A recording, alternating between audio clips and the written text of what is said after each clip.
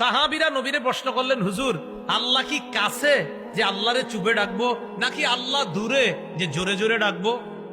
আল্লাহর কাছে সাহাবায়ে কেরাম নবীর কাছে জানতে চাইলেন, ও নবী, আমাদের রব কি কাছে যে আল্লাহকে আস্তে ডাকবো, আমাদের রব কি দূরে নাকি আল্লাহকে জোরে জোরে ডাকবো? এই কথার জবাব দিয়ে সূরা বাকারার 186 নম্বর আয়াত আল্লাহ নাজিল করে দিলেন। আল্লাহ বলেন, ওয়াইদা সাআলাকা ইবাদি আন্নী ফাইন্নী করিব। আপনাকে যখন আমার বান্দারা আমার ব্যাপারে জিজ্ঞাসা করে, আপনি তখন বলবেন ফাইন্নী করিব, আমি কাছে, আমি নিকটে। আপনাকে যখন আমার বান্দারা আমার সম্পর্কে জিজ্ঞাসা করে, আপনি বলবেন ফাইন্নী করিব, আমি কাছে, আমি নিকটে। তাহলে সাহাবায়ে কেরাম জিজ্ঞাসা করলেন, আল্লাহ কি আমাদের কাছে যে আল্লাহকে আস্তে ডাকবো, নাকি আল্লাহ আমাদের থেকে দূরে যে তাকে জোরে ডাকবো? তখন আল্লাহ আয়াত নাজিল করে বললেন, আমার বান্দারা আপনাকে আমার ব্যাপারে জিজ্ঞাসা করে, আপনি বলে দেন ফাইন্নী করিব, আমি আল্লাহ কাছে। উজিবু দাওয়াতাদ দাঈ ইযা দাআন।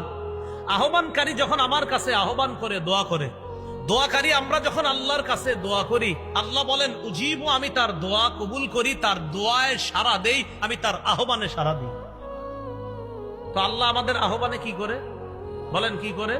কারণ আমগো কি করা দরকার? আল্লাহ বলেন ফালইস্তাজিবু লি, আমি যেহেতু বান্দার ডাকে সাড়া দিই, বান্দারাও যেন আমার ডাকে সাড়া দেয়।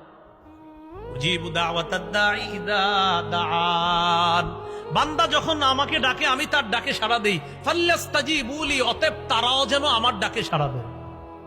ওয়ালিউমিনু বি, তারা যেন আমার প্রতি বিশ্বাস স্থাপন করে।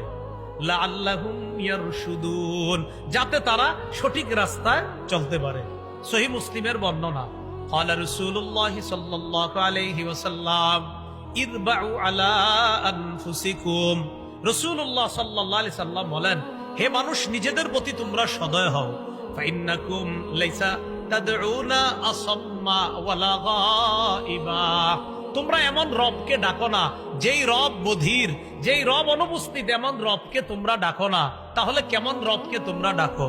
ইন্নাকুম তাদউনা সামিআন করিবা, এমন রবকে ডাকো যেই রব তোমাদের কথা শোনেন, করিবা, অতি নিকটে থেকে তোমাদের কথা শোনেন।